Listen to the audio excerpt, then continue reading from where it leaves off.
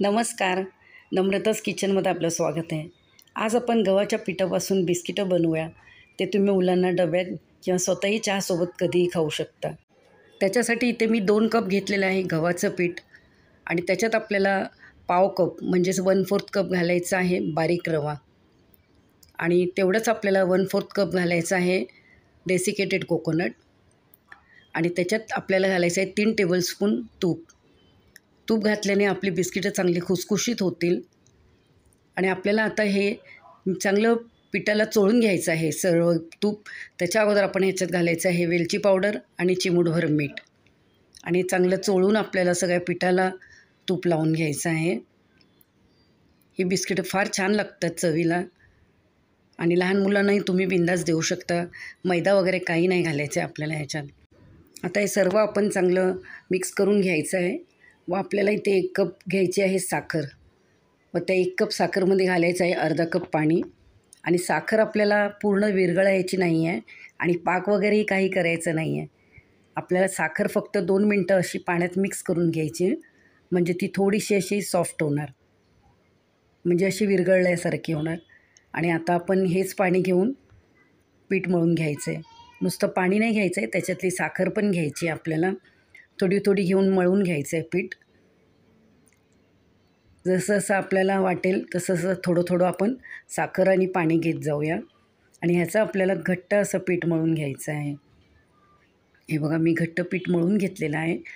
आता तुम्हाला दाखवते मी की साखर आपण का विरघळवली नाही आहे. कारण हे बघा साखरेचे दाणे दिसत आहेत ना तुम्हाला पिठात, तसंच आपल्याला हवं आहे. हे 10 मिनटं आपण बाजूला ठेवलेलं. आता ह्याच्यातला मी अर्धा भाग घेते आणि ह्याची पोळी अशी लाटून घेत आहे. जाडसरच लाटायची आहे आपल्याला आणि ह्याला आपण साईडने कट करूया आणि याची बिस्किट शेप कट करून घेऊया. तुम्ही कुठलाही आकार देऊ शकता ह्याला. मी चौकोनी आकार दिलेला आहे. तर तुम्हाला दाखवते मी किती जाड असं ठेवलेलं आहे. जास्त पातळ नाही लाटायचं आहे आपल्याला. हे बघा आता ह्याच्यावर तुम्ही कुठलाही डिझाईन देऊ शकता किंवा असं नुसतं प्लेन पण ठेवू शकता. मी एका ग्लासाच्या मदतीने इथे थोडंसं असं डिझाईन करून घेतलेलं आहे म्हणजे मुलांनाही खायला मजा येईल. बघा सर्व असंच करून घ्यायचे आहेत आपल्याला.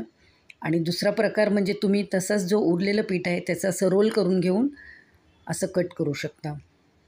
असेही बिस्किटं ह्या शेपमध्ये छान लागतात. बघा किती मस्त अशी जाळी पडलेली आहे. असे सर्व आपण कट करून घेऊया. इथे मी तेल गरम करायला ठेवलेलं आहे. तुम्ही तूपही घेऊ शकता आणि फास्ट गॅसवर सगळं गरम करून झालं तेल का मग स्लो करून ह्याच्यात आपल्याला बिस्किटं सोडायची आहेत. एकदम फास्टमध्ये तळलात तर वरचा रंग फक्त बदली होईल पण आतून सगळं पीठ कच्चं राहील. म्हणून स्लो गॅसवर आपण चांगलं तळून घ्यायचे.